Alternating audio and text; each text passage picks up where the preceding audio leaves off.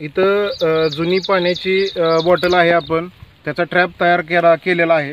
तर ह्याच्यासाठी एक कटर, जुनी बॉटल, एवढंच गोष्टीची गरज आहे.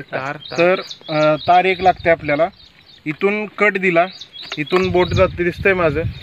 या प्रकारे इथं छेद द्यायचा. हा एक छेद झाला, हा दुसरा छेद झाला, हा तिसरा छेद. हे कट करून असं बाजूला काढून घ्यायचं. हे काढून घेतल्यानंतर ह्या झाकणाला होल पाडायचं. झाकणाला होल पाडल्यानंतर तुम्ही जो ल्युर्स आणलेला आहे, ती गोळी ह्या झाकणातून तार ओवून घेतल्यानंतर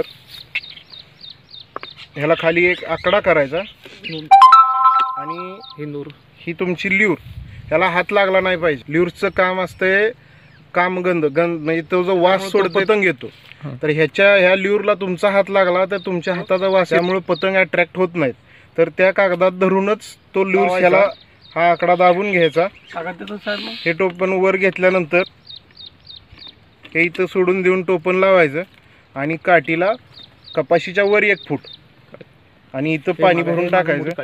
यातून कपाशीच्या वर 1 फूट लावल्यानं पतंग अट्रॅक्ट होतो, इथून आत जातो. आत जाऊन खाली पाण्यात पडून तो मरून जातो.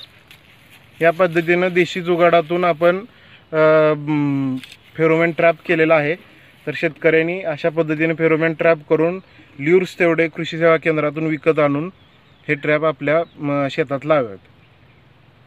ओके.